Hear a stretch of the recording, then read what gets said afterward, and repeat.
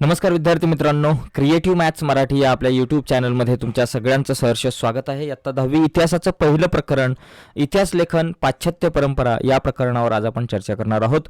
जाऊयात पुढे जाण्याच्या अगोदर एक रिक्वेस्ट आहे, नवीन असाल आपल्या यूट्यूब चॅनलवर आणि अजूनपर्यंत आपला चॅनल सबस्क्राईब नसेल केला तर प्लीज मित्रांनो आत्ताच आपला चॅनल सबस्क्राईब करा आणि त्या बाजूला असलेलं बेलचं बटन दाबायला विसरू नका. आणि त्या सगळ्यात महत्त्वाची गोष्ट म्हणजे आपण इयत्ता 10वी गणित भाग 1 आणि 2च्या सुद्धा व्हिडिओ बनवलेले आहेत. सेमी इंग्लिश आणि इंग्लिश मीडियम दोन्ही माध्यमाच्या व्हिडिओज आपण बनवलेल्या आहेत गणिताच्या. त्या व्हिडिओच्या लिंक्ससुद्धा या व्हिडिओच्या खाली डिस्क्रिप्शनमध्ये मी तुमच्यासोबत शेअर केलेले आहेत.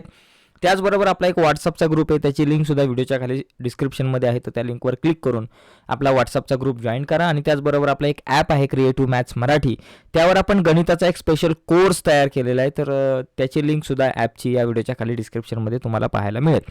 तर बघा, इतिहास लेखन पाश्चात्य परंपरा या प्रकरणावरती जरा डिटेल्समध्ये चर्चा करूयात. बघा मित्रांनो, गतकाळात घडून गेलेल्या घटनांची क्रमशः संगती लावून त्यांचे आकलन करून घेणे या उद्दिष्टाने इतिहासाचे संशोधन, लेखन आणि अभ्यास केला जातो. ही एक अखंडितपणे चालणारी प्रक्रिया असते.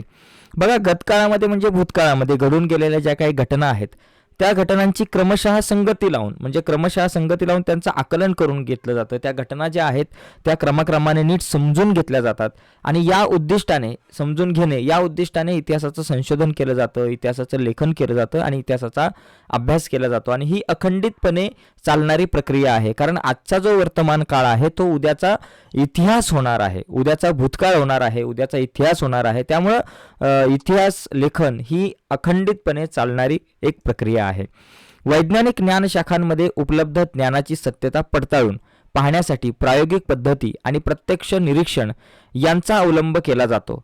या पद्धतीच्या आधारे विविध घटनांच्या संदर्भातील सर्वकालिक आणि सार्वत्रिक नियम मांडणे आणि ते नियम पुन्हा पुन्हा सिद्ध करता येणे शक्य असते. बघा, एखादा विज्ञानाचा जर आपल्याला प्रयोग करायचा असेल, एखाद्या भागाचं जर तुम्हाला एखाद्या मुद्द्याचं संशोधन करायचं असेल तर आपण वारंवार प्रात्यक्षिक करू शकतो, वारंवार प्रयोग करू शकतो, बरोबर. आणि वारंवार प्रयोग करून वारंवार निरीक्षणे नोंदवून आपण सिद्ध करता येऊ शकतात ते नियम मांडता येऊ शकतात.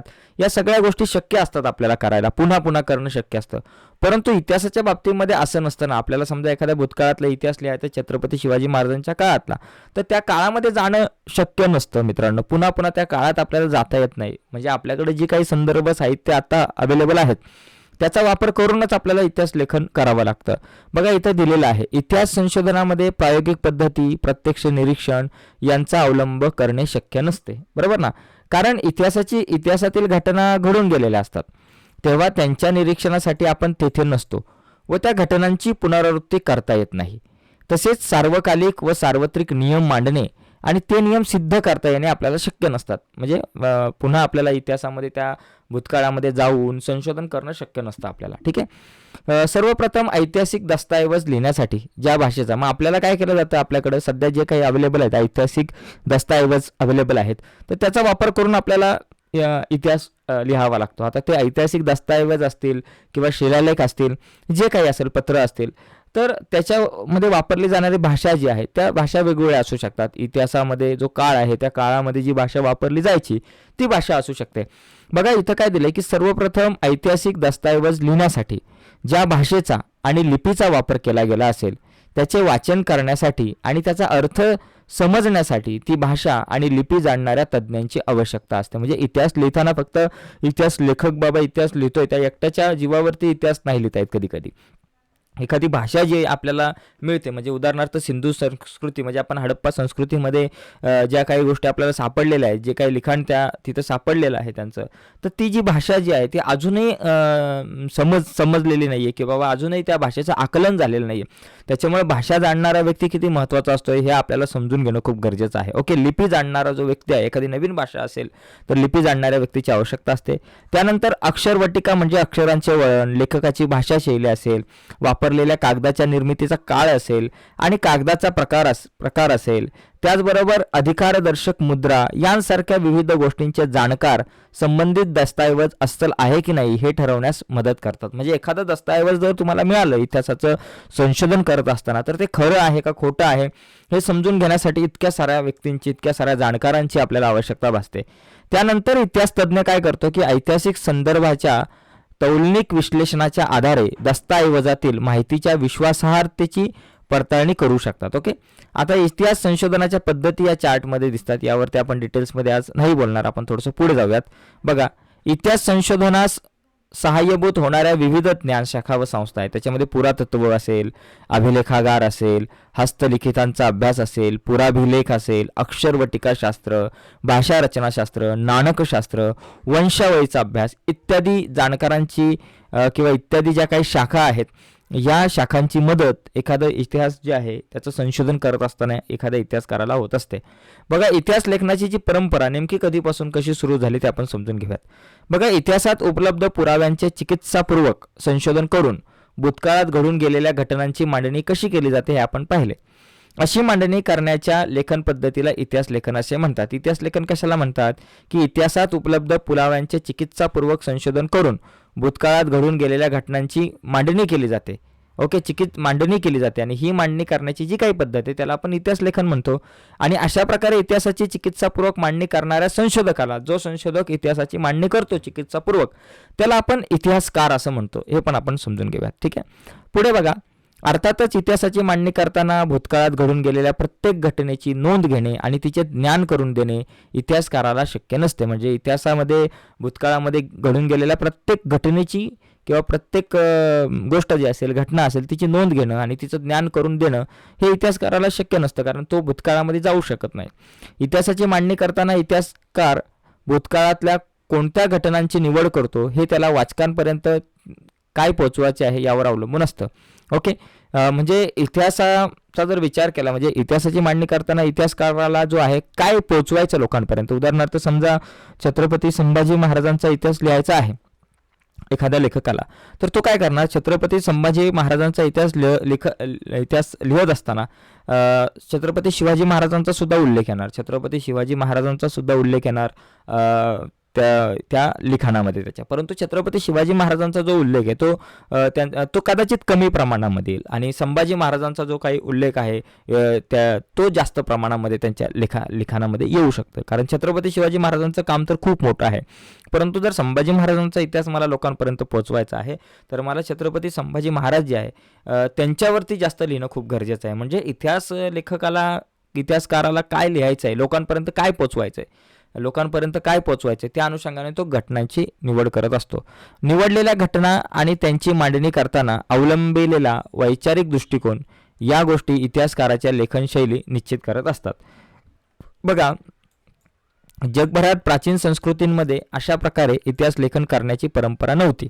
ओके, परंतु त्या लोकांना भूतकाळाची जाणीव किंवा जिज्ञासा नव्हती असं म्हणता येणार नाही. म्हणजे खूप प्राचीन काळामध्ये काय लेखनशैली अवलगत नव्हती, लिखाणाचा जो काय तो शोध लागला नसेल, कदाचित लिखाणाच्या मर्यादा असतील, परंतु त्या काळामध्ये लोकांना जिज्ञासा नव्हती भूतकाळाच्या संदर्भात असं नाही, जिज्ञासा होती. मग काय व्हायचं, वडीलधाऱ्या व्यक्तींकडून ऐकलेल्या पूर्वजांच्या जीवनाच्या पराक्रमाच्या गोष्टी ज्या आहेत त्या पुढील पिढीपर्यंत पोहोचवण्यासाठी आवश्यकता जी आहे ती त्या काळामध्ये सुद्धा भासत होती. म्हणजे पूर्वीच्या काळामध्ये आपल्या वडीलधाऱ्यांनी, आपल्या पूर्वजांनी ज्या काही चांगल्या गोष्टी केलेल्या आहेत, जे काही पराक्रम केलेले आहेत, त्यांच्या आयुष्याशी निगडीत ज्या काही गोष्टी आहेत त्या पुढच्या पिढीपर्यंत पोहोचवण्याची जिज्ञासा जी आहे, आवश्यकता जी आहे ती त्या काळामध्ये सुद्धा भासत होती. त्यामुळे गुहाचित्रांद्वारे स्मृतींचे जतन, कहाण्यांचे कथन, गीत आणि पोवाड्यांचे गायन यांसारख्या परंपरा जगभरातील संस्कृतींमध्ये अतिप्राचीन काळापासून अस्तित्वात होत्या. आधुनिक इतिहास लेखनात त्या परंपरांचा साधनांच्या स्वरूपात उपयोग केला जातो. म्हणजे त्या काळामध्ये कसं व्हायचं की बाबा मौखिक परंपरेने, म्हणजे गोष्टीच्या स्वरूपामध्ये, गाण्यांच्या स्वरूपामध्ये, कथांच्या स्वरूपामध्ये, चित्रांच्या स्वरूपामध्ये एका पिढीचे विचार दुसऱ्या पिढीपर्यंत किंवा एका पिढीचा इतिहास दुसऱ्या पिढीपर्यंत पोहोचवला जायचा. परंतु आता या ज्या काही गोष्टी असतील, मौखिक परंपरा असतील, पोवाडे असतील, काही गाणी असतील, काही गोष्टी असतील, त्यांचा वापर इतिहासाची साधने म्हणून केला जातो. म्हणजे ओके, लक्षात आलं असेल तुमच्या. बघा, आता इथे बघा ना, एक चित्र तुम्हाला या ठिकाणी इथं दिसतं. या चित्रामध्ये बघा, इथं जर तुम्ही बघितलं, हे काही सैनिक दिसतात एका लाईनीमध्ये, ढाल वगैरे घेऊन उभे आहेत आणि इथे एक त्यांचा सेनापती या ठिकाणी इथे दिसतोय आपल्याला, बरोबर. इथे सुद्धा खाली बघा एक सेनापती दिसतोय, मस्त बाण वगैरे भात्यात घेऊन चाललेला आहे आणि इथं काही सैनिक आहेत. मग हे काही चित्र आपल्याला दिसते. तर बघा, हे काय नेमकं ते समजून घेऊयात. फ्रान्स येथील लूव्र या संग्रहालयातील सर्वाधिक प्राचीन शिलालेख आहे हा. बघा, वरील चित्रात हातात ढाल आणि भाला घेतलेल्या सैनिकांची शिस्तबद्ध रांग आणि त्यांचे नेतृत्व करणारे सेनापती आपल्याला दिसत आहेत. मगाशी आपण बघितलं.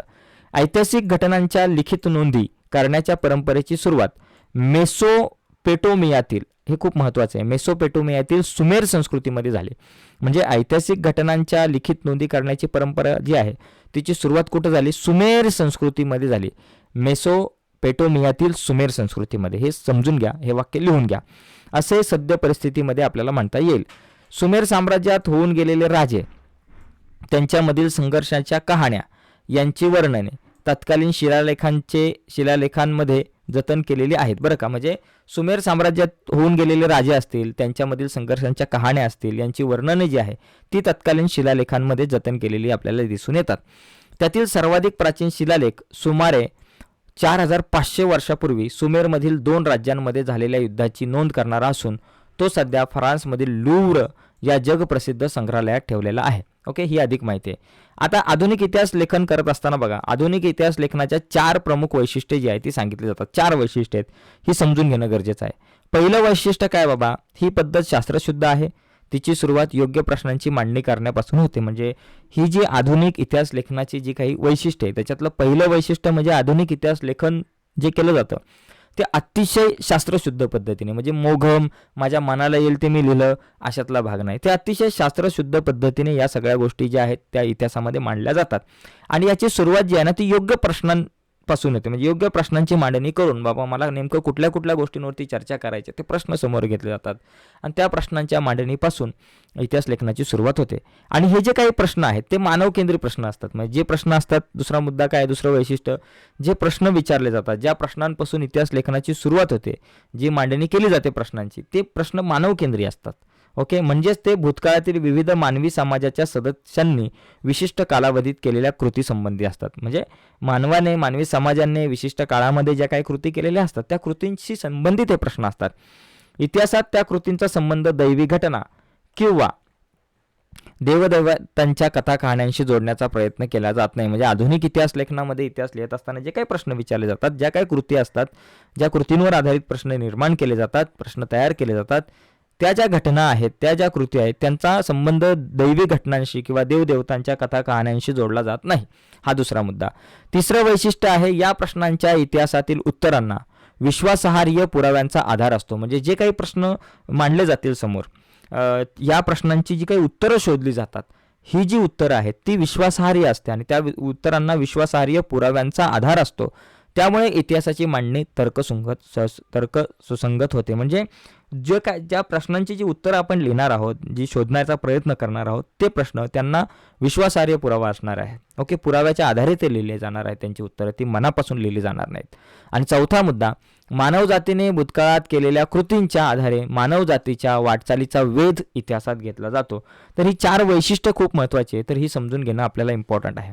वरील वैशिष्ट्यांनी युक्त असलेल्या आधुनिक इतिहास लेखनाच्या परंपरेची बीजे प्राचीन ग्रीक इतिहासकारांच्या लेखनात आढळतात असे मानले जाते. आता हे पुढचं वाक्य खूप महत्त्वाचे. हिस्ट्री म्हणजे इतिहास आपण म्हणतो. हिस्ट्री हा शब्द ग्रीक भाषेतील आहे. हिस्ट्री शब्द कुठल्या भाषेमधला आहे तर ग्रीक भाषेतला आहे. आणि इसवी सन पूर्व 5व्या शतकात होऊन गेलेल्या हिरोडोटस या ग्रीक इतिहासकाराने तो प्रथम त्याच्या द हिस्टरीज या ग्रंथाच्या शीर्षकासाठी वापरला. म्हणजे बघा, हिस्ट्री हा शब्द जो आहे तो ग्रीक भाषेतला आहे आणि हा जो शब्द आहे तो सर्वात प्रथम हिरोडोटस या ग्रीक इतिहासकाराने आपल्या द हिस्टरीज या ग्रंथाच्या, या पुस्तकाच्या शीर्षकासाठी वापरला. आपल्याला येऊ शकतो की द हिस्टरीज हा जो शब्द आहे तो सर्वप्रथम कोणी मांडला, कोणी तो शब्द जो आहे तो आणला बाबा, त्याचा वापर केला गेला, तर हिरोडोटसने आपल्या द हिस्ट्री या पुस्तकासाठी. ठीक आहे, पुढे बघा. इसवी सनाच्या 18व्या शतकाच्या काळापर्यंत युरोपमध्ये तत्वज्ञान आणि विज्ञान या क्षेत्रांमध्ये लक्षणीय प्रगती झाली. म्हणजे इसवी सनाच्या 18व्या शतकाच्या सुरुवातीला युरोपामध्ये तत्वज्ञान असेल, विज्ञान असेल, या क्षेत्रामध्ये खूप मोठी प्रगती झाली. वैज्ञानिक पद्धतीचा वापर करून सामाजिक आणि ऐतिहासिक वास्तवांचा अभ्यास करता येणे शक्य आहे असा विश्वास विचारवंतांना वाटू लागला. आणि पुढील काळात युरोप आणि अमेरिकेमध्ये इतिहास आणि इतिहास लेखन या विषयासंबंधी खूप विचारमंथन झाले. इतिहास लेखनामध्ये वस्तुनिष्ठतेला महत्त्व येत गेले. म्हणजे नंतर इतिहासाचा अभ्यास सुरू झालेला आपल्याला दिसून येतं. आणि इथं बघा, लक्षात येईल, 18व्या शतकाच्या आधी युरोपमधील विद्यापीठांमध्ये सर्वत्र ईश्वरविषयक चर्चा असायची आणि तत्संबंधीचे तत्वज्ञान या विषयांनाच अधिक महत्त्व दिले गेले होते. म्हणजे 18व्या शतकाच्या आधी जर आपण विचार केला तर युरोपमधील जी काही विद्यापीठं आहेत त्याच्यामध्ये जास्तीत जास्त चर्च असेल, ईश्वरविषयक चर्चा असतील आणि त्या संबंधीचं तत्त्वज्ञान आहे, याचाच अभ्यास आणि याच विषयांना अधिक महत्त्व दिलं जायचं. परंतु हे चित्र हळूहळू बदलू लागलं आणि इसवी सन 1737मध्ये जर्मनीमधील गॉन्टिगेन, हे लक्षात घ्या, गॉटिंगेन, 1737मध्ये जर्मनीमधील गॉटिंगेन विद्यापीठाची स्थापना झाली. या विद्यापीठात प्रथमच इतिहास या विषयाला स्वतंत्र स्थान प्राप्त झाले. त्यापाठोपाठ जर्मनीमधील इतर विद्यापीठेही इतिहासाच्या अभ्यासाची केंद्र बनली. आपल्या लक्षात आलं असेल की 1737मध्ये जर्मनीमधील गॉटिंगेन या विद्यापीठाची स्थापना झाली आणि इथं इतिहास जो आहे विषय त्याला प्रथमच स्वतंत्र स्थान प्राप्त झालं. ठीक आहे. नंतर मग युरोपमध्ये इतर विद्यापीठांमध्ये सुद्धा या विषयावरती स्वतंत्र शाखा निर्माण व्हायला लागल्या. बघा, महत्त्वाचे विचारवंत कुठले या सगळ्या प्रक्रियेमध्ये, इतिहास लेखनाच्या प्रक्रियेमध्ये जे काही महत्त्वाचे विचारवंत आहेत ते आपण नेमके कुठले हे आपण समजून घेऊयात. बघा, सगळ्यात महत्त्वाची गोष्ट म्हणजे रेने देकार्त, ज्यांनी गणितावरती सुद्धा काम केलं. गणितावर आपण आलेख म्हणतो, तो आलेख आहे, ग्राफ आहे, त्यावरती मोठं काम रेने देकार्त यांनी केलं होतं. बघा, इतिहास लेखनासाठी वापरल्या जाणाऱ्या ऐतिहासिक साधनांची, विशेषतः कागदपत्रांची विश्वासार्हता तपासून घेणे आवश्यक आहे, असे मत आग्रहाने मांडले जात होते. बघा, त्यामध्ये रेने देकार्त हा फ्रेंच तत्त्वज्ञ अग्रभागी होता. बघा, या ठिकाणी लक्षात घ्या, इतिहास लेखनासाठी वापरल्या जाणाऱ्या ऐतिहासिक साधनांची, विशेषतः कागदपत्रांची विश्वासार्हता तपासून घेणे आवश्यक आहे, असं मत मांडलं जात होतं आणि यामध्ये रेने देकार्त जे आहे हे अग्रभागी होते. त्याने लिहिलेल्या डिस्कोर्स ऑन द मेथड, बघा, रेने देकार्त यांनी कुठलं ग्रंथ लिहिला? डिस्कोर्स ऑन द मेथड हा ग्रंथ रेने देकार्त यांनी लिहिला होता. या ग्रंथातील एक नियम शास्त्रशुद्ध संशोधनाच्या दृष्टीने फार महत्त्वाचा आहे. बघा, डिस्कोर्स ऑन द मेथड या ग्रंथामध्ये त्यांनी एक नियम महत्त्वाचा सांगितला. हा नियम पाठ करून ठेवा. एखादी गोष्ट सत्य आहे असे निसंशयरित्या प्रस्थापित होत नाही तोपर्यंत तिचा स्वीकार कदापि करू नये, हा तो नियम आहे.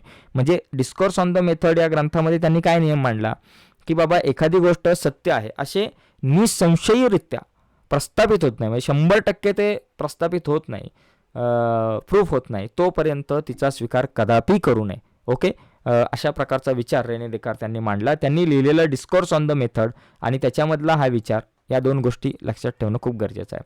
यानंतर वॉल्टेअर यांचा जर विचार केला बघा, तर वॉल्टेअरच्या संदर्भात बघा, या ठिकाणी आपल्याला दिसते की वॉल्टेअरचे मूळ नाव फ्रान्सवा मरी अरुए असे होते. वॉल्टेअर या फ्रेंच तत्त्वज्ञानाने इतिहास लेखनासाठी केवळ वस्तुनिष्ठ सत्य आणि घटनांचा कालक्रम एवढ्यावरच लक्ष केंद्रित न करता तत्कालीन समाजाच्या परंपरा, व्यापार, आर्थिक व्यवस्था, शेती इत्यादी गोष्टींचा विचार करणे आवश्यक आहे, हा विचार मांडला. म्हणजे यांनी काय विचार मांडला की बाबा, इतिहास लेखन करताना फक्त वस्तुनिष्ठ सत्य आणि घटनांचा कालक्रम, म्हणजे पहिली घटना कुठली घडली, दुसरी कुठली घडली, तिसरी कुठली घडली, अशा प्रकारे घटनांचा कालक्रम एवढ्यावरच लक्ष नाही केंद्रित करायचं, तर त्या काळामधील समाजाच्या परंपरा काय होत्या, त्या काळातला व्यापार कसा होता, आर्थिक व्यवस्था कशी होती, शेती कशी होती, इत्यादी गोष्टींचा विचार करणं सुद्धा आवश्यक आहे, हा विचार त्यांनी मांडला.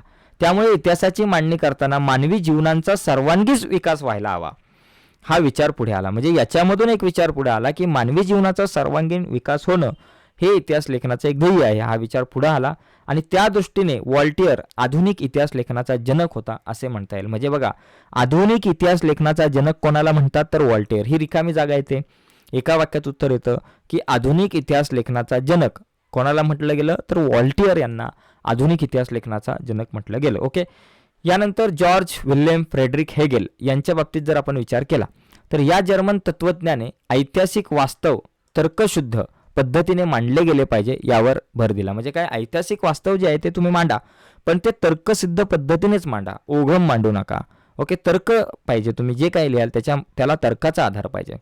इतिहासातील घटनाक्रम प्रगतीचे टप्पे दर्शवणारा असतो. म्हणजे इतिहासामध्ये ज्या काही घटना घडतात त्या घटनांचा क्रम जो आहे तो प्रगतीचे टप्पे आपल्याला दर्शवत असतो आणि त्याचबरोबर इतिहासाची मांडणी इतिहासकाराला वेळोवेळी उपलब्ध होत असलेल्या पुराव्यांनुसार बदलत जाणे स्वाभाविक आहे, असे प्रतिपादन त्यांनी केले. त्यांच्या विवेचनामुळे इतिहासाच्या अभ्यास पद्धती विज्ञानाच्या अभ्यास पद्धतीपेक्षा वेगळ्या असल्या तरी त्या क्रमी प्रतीच्या नाही, अशी अनेक तत्त्वज्ञांची खात्री पटली. म्हणजे इतिहासाचा जो काही अभ्यास करण्याच्या ज्या पद्धती आहेत त्या विज्ञानाच्या अभ्यास करण्याच्या अभ्यासाच्या पद्धती सारख्या नाही आहेत, परंतु त्यापेक्षा कमी नाही, असं या ठिकाणी यांचं मत आहे. यांचे ग्रंथ कुठले बघा, एन्सायक्लोपीडिया ऑफ फिलॉसॉफिकल सायन्सेस या ग्रंथामध्ये त्याची व्याख्याने आणि लेख यांचे संकलन आहेत. तसेच हेगेल यांनी लिहिलेल्या रिझन इन द हिस्ट्री हे पुस्तक प्रसिद्ध आहे. म्हणजे हेगेल यांची 2 पुस्तकं या ठिकाणी, एक आहे रिझन इन हिस्ट्री, हे पुस्तक सगळ्यात महत्त्वाचं आहे, याचं विवेचन आपल्याला काही प्रश्नांमध्ये आहे. आणि त्याचबरोबर एन्सायक्लोपीडिया ऑफ फिलॉसॉफिकल सायन्सेस हा सुद्धा ग्रंथ समजून घेणं खूप गरजेचं आहे. तर ह्या 2 गोष्टी लक्षात ठेवल्या पाहिजेत आपल्याला. त्याच्यानंतर इथं बघा, जाणून घ्या, इथं बघा एक हा महत्त्वाचा मुद्दा आहे ज्याच्यामध्ये द्वैतवाद आहे, यावरती आपल्याला व्याख्या विचारली जाते. हेगेलच्या मते कोणत्याही घटनेचा अर्थ लावण्यासाठी तिची वर्गवारी 2 विरोधी प्रकारात करावी लागते. त्याशिवाय मानवी मनाला त्या घटनेचे आकलन होत नाही. उदाहरणार्थ खरे खोटे, चांगले वाईट या पद्धतीला आपण द्वैतवाद म्हणतो. म्हणजे डायलेक्टिक्स असं म्हटलं जातं बघा.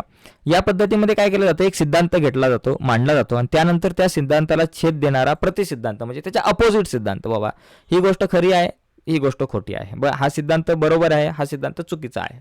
अशा प्रकारे 2 याच्यात गट पाडले जातात आणि 2 गटांवरती चर्चा होते. त्यामध्ये त्या दोन्ही सिद्धांताच्या तर्कधिष्ठित उहापोहानंतर आणि या चर्चेनंतर म्हणजे एक गट मुद्दा मांडणार की हा सिद्धांत कसा चुकीचा, दुसरा गट मांडणार की याच्या म्हणजे एक गट मांडणार की याच्या चांगल्या बाजू कुठल्या, दुसरा गट मांडेल की याच्या वाईट गोष्टी बाबी कुठल्या, आणि ती चर्चा होईल. आणि त्या चर्चेनंतर एखादा जो काही निष्कर्ष निघेल, जो काही नवीन सिद्धांताची मांडणी होईल, तर त्या पद्धतीला आपण सिद्धांत असं म्हणतो, द्वैतवाद असं म्हणतो. आता त्याच्यानंतर लिओपॉल्ड वॉन रँके यांचा विचार करूयात. बघा, 19व्या शतकातील इतिहास लेखनाच्या पद्धतीवर प्रामुख्याने बर्लिन विद्यापीठातील लिओपॉल्ड वॉन रँके यांच्या विचारांचा प्रभाव होता. त्याने इतिहास संशोधनाची चिकित्सक पद्धती कशी असावी हे सांगितलेलं आहे. मूळ दस्तऐवजांच्या आधारे प्राप्त झालेली माहिती ही सर्वाधिक महत्त्वाची आहे, यावर त्याने भर दिला. यांनी कशावर भर दिला की मूळ दस्तऐवजांच्या आधारे प्राप्त झालेली जी काही माहिती आहे ही सर्वात महत्त्वाची आहे, यावर यांनी भर दिला. तसेच ऐतिहासिक घटनांशी संबंधित असलेल्या सर्व कागदपत्रांची किंवा सर्व कागदपत्रे आणि दस्तऐवज यांचा कसून शोध घेणे अत्यंत महत्त्वाचे असल्याचे त्यांनी सांगितले. म्हणजे ऐतिहासिक घटनांशी संबंधित म्हणजे ज्यावेळेस तुम्ही एखादा इतिहास लिहाल त्यामध्ये ज्या काही घटनांचं तुम्ही विवेचन कराल, त्या घटनांशी संबंधित असलेल्या सर्व कागदपत्रे असतील, दस्तऐवज असेल, यांचा कसून शोध घेणं खूप गरजेचं आहे. अशा पद्धतीने ऐतिहासिक सत्यापर्यंत आपल्याला पोहोचता येणं शक्य आहे, असा विश्वास त्यांनी व्यक्त केला. इतिहास लेखनातील कल्पनिकतेवर त्याने टीका केली. म्हणजे कल्पनिकतेवर टीका केली. इतिहास लिहिताना तुम्ही कल्पनेचा वापर नाही करणार, जे पुरावे आहेत उपलब्ध त्याचा वापर करून तुम्ही इतिहास लिहा. कल्पनेच्या आधारे इतिहास कधीच लिहिला जात नाही. कल्पनेच्या आधारे गोष्टी लिहिल्या जातात, इतिहास लिहिता येत नाही. ओके, म्हणजे यांनी कल्पनिकतेवर टीका केली. त्यांनी जगातील इतिहासाच्या मांडणीवर, जागतिक इतिहासाच्या मांडणीवर भर दिला. The theory and practice of history and the secret of world history या ग्रंथांमध्ये त्याच्या विविध लेखांचे संकलन आहे. तर हे ग्रंथ जे आहेत ते आपल्याला थोडंसं म्हणजे लिओपॉल्ड वॉन रँके यांचा विचार आणि त्यांचे ग्रंथ लक्षात ठेवणं गरजेचं आहे. आता यानंतर कार्ल मार्क्स यांचा जर विचार केला तर 19व्या शतकाच्या उत्तरार्धात कार्ल मार्क्स याने मांडलेल्या सिद्धांतामुळे इतिहासाच्या दृष्टिकोनात महत्त्वाचा बदल घडून आणणारी वैचारिक प्रणाली अस्तित्वात आली.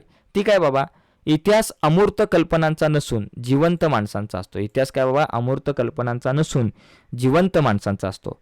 माणसांमधील नातेसंबंध त्यांच्या मूलभूत गरजा भागवण्यासाठी उपलब्ध असलेल्या उत्पादन साधनांच्या स्वरूपावर व मालकीवर अवलंबून असतात, असं यांचं मत आहे. समाजातील वेगवेगळ्या घटकांना ही साधने समप्रमाणात उपलब्ध होत नाहीत. त्यातून समाजाची वर्गावार आधारित विषम विभागणी होऊन वर्गसंघर्ष निर्माण होतो. म्हणजे यांचं मत काय बाबा, इतिहास जो आहे तो अमूर्त कल्पनांचा नसून जिवंत माणसांचा आहे.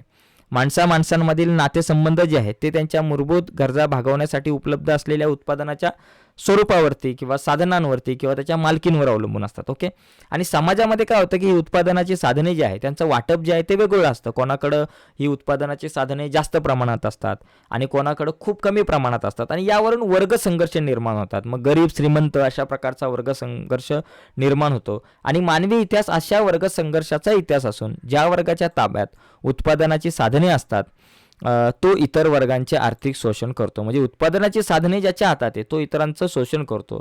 भांडवलशाही अर्थव्यवस्थेमध्ये आता सध्या जी काही परिस्थिती आहे ती आपल्या लक्षात येईल. ओके, त्याचा दास कॅपिटल हा ग्रंथ जगप्रसिद्ध आहे. यांचा ग्रंथ कुठला जगप्रसिद्ध, तर दास कॅपिटल हा ग्रंथ. ओके, यानंतर आता ॲनल्स प्रणाली बघा, यावर एक व्याख्या विचारली जाते. 20व्या शतकाच्या सुरुवातीस फ्रान्समध्ये ॲनल्स नावाने ओळखली जाणारी इतिहास लेखनाची प्रणाली उदयास आली. ॲनल्स प्रणालीमुळे इतिहास लेखनाला एक वेगळीच दिशा मिळाली. इतिहास लेखनाची प्रणाली कुठे उदयास आली? फ्रान्समध्ये. इतिहासाचा अभ्यास फक्त राजकीय घडामोडी, बघा इतिहासाचा अभ्यास ज्यावेळेस आपण करतो तो फक्त राजकीय घडामोडी, राजे, महान नेते आणि त्या अनुषंगाने राजकारण, मुत्सद्देगिरी, युद्धे यांच्यावर केंद्रित न करता तत्कालीन हवामान, स्थानिक लोक, शेती, व्यापार, तंत्रज्ञान, दळणवळण, संपर्काची साधने, सामाजिक विभागणी आणि समूहाची मानसिकता यांसारख्या विषयांचा अभ्यास करणे महत्त्वाचे मानले जाऊ लागले. उदाहरणार्थ बघा, छत्रपती शिवाजी महाराजांचा ज्यावेळेस आपण अभ्यास करतो त्यावेळेस आपण विचार करतो की छत्रपती शिवाजी महाराजांनी बाबा पहिला तोरणा किल्ला जिंकून स्वराज्याचं तोरण बांधलं. त्यानंतर छत्रपती शिवाजी महाराजांचं बाबा अफजल खानाचा त्यांनी वध केला, ते युद्ध असेल. त्याचबरोबर शाहिस्ते खानावरती अटॅक केला, त्याची बोट छाटली, हा एक असेल. छत्रपती शिवाजी महाराज पन्हाळगडामधून कसे बाहेर पडले, त्यांचा राज्याभिषेक कधी झाला, कसा झाला, या सगळ्या गोष्टी म्हणजे काय झालं, त्या राजकीय घडामोडी झाल्या किंवा काही युद्ध असतील, या सगळ्या गोष्टी. परंतु यासोबत फक्त याच गोष्टींचा अभ्यास म्हणजे छत्रपती शिवाजी महाराजांचा इतिहास सांगणं असं नाही, तर त्याचबरोबर त्या काळामध्ये शेती व्यवस्था कशी होती महाराजांच्या काळामध्ये.